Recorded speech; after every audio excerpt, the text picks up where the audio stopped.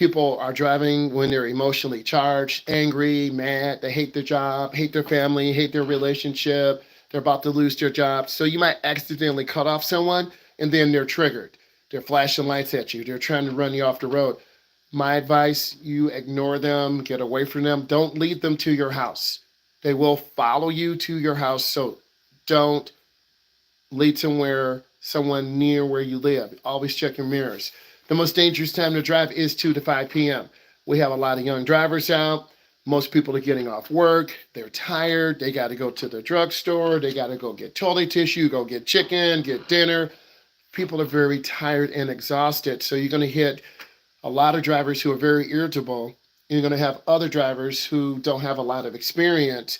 So that's the perfect recipe for someone getting killed. Check your vehicle's crash worthiness. You always should know how safe your vehicle is.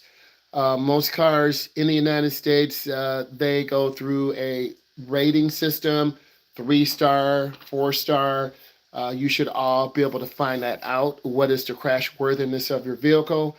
Alcohol is a depressant and it relaxes the muscles in your eyes so you can't focus. You literally can't see. So trying to drive, you can't see the light, you can't see the line, so you're drifting to the right, drifting to the left.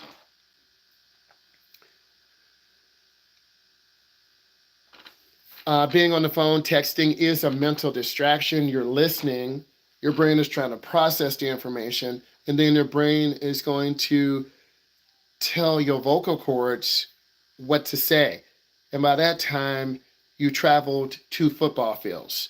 So you really want to try to limit phone usage. And more states have very strict laws on phone usage. You have to check your blind spot. You need to, if you're making a lane change to the left, you look over your left shoulder. You make a lane change to the right, look over your right shoulder. There are 4 blind spots. There's one in front of you, there's one behind you, one to the left, one to the right.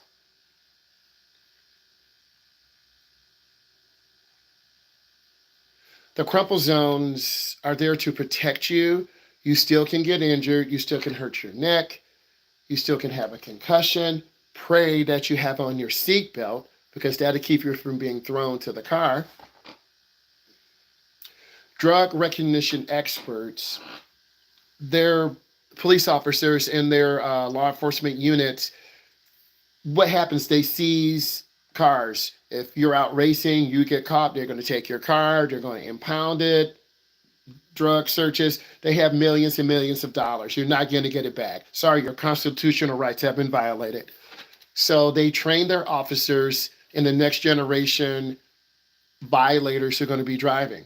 A lot of states are marijuana states. You're going to have people under the influence of marijuana. You're going to have people under the influence of alcohol.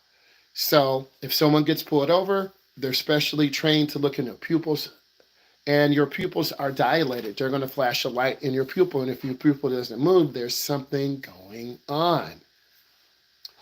Don't apologize for prohibiting drug use in your vehicle, and that's really hard because you want to be cool with your friends, but your friends are going to get you put in jail, and your car's going to be taken, and you could face a charge, and then your parents will never trust you again.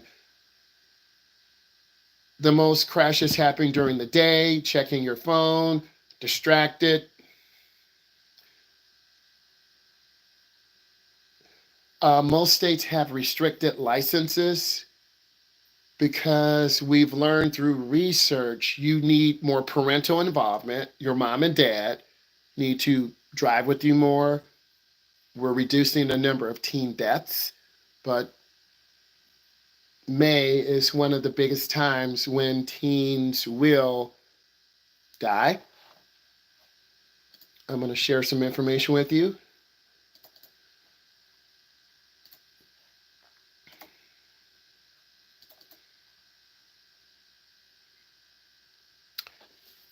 Let's go ahead and get this information. 1 in 8 drivers will be in a crash in the first 3 years of driving. 1 in 8. You need to write this down. You need to listen. So 1 in 8 of you will be involved in a crash the first 3 years.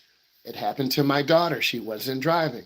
A young lady was driving a car. She was going really fast. The light changed yellow. They thought the older lady was going to go through the light. No, she didn't. The young lady rear-ended the car. We got a call about 1:30 in the morning. I woke up. Dad, I'm hurt. Oh my God. My wife had to calm me down. I was ready to jump in the car and go fly. Calm down, calm down. She hurt her neck. She was in a neck brace for several months. The young lady rear-ended this lady. The young lady got a ticket. There were 4 people in the car.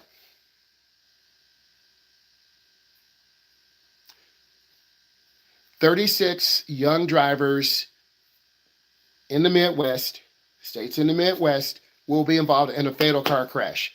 36. We're going to lose 36 of you because teens drive too fast, they're under the influence, and they're distracted.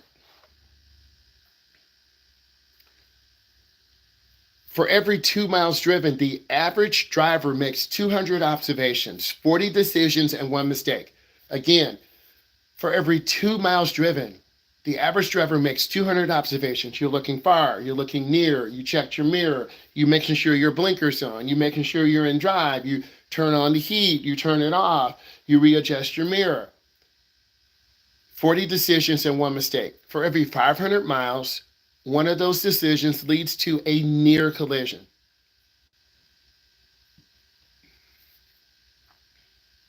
Due to lack of driving experience, the largest category error for young driver fatal car crashes is speeding. That's the number one thing all of you are going to do. You're going to speed. You're late to practice. You're speeding. You're late coming home. You got to beat your parents home. You're speeding. You're late to school in the morning. You got to pick up 3 of your friends. And you got to go get coffee at Starbucks. You're speeding. Approximately 1 in 11 of 16-year-old drivers will have a serious crash prior to his or her 17th birthday. I'll say it again. Approximately 1 in 11 of 16-year-old drivers, 9%, will have a serious crash prior to his or her 17th birthday. That happened to my daughter. She wasn't driving. That young lady rear-ended the car. Oh, that's easy for you to say. You're a driving instructor. You're going to give your daughter every... Yes, you're right. I had her out in the snow, truck going sideways, driving on the expressway, teaching her how to steer that vehicle. Had her out in the rain. Couldn't see, learning how to drive. Took her downtown. Ariana Grande was in town. There were 10,000 people out. What did I do? Drive. She hated me. You gonna make me drive in this? Yes, I am. I got out in the middle of the street and went to the passenger seat. She looked at me like, what are you doing?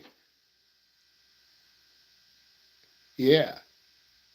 There were 10,000 people to see Ariana Grande.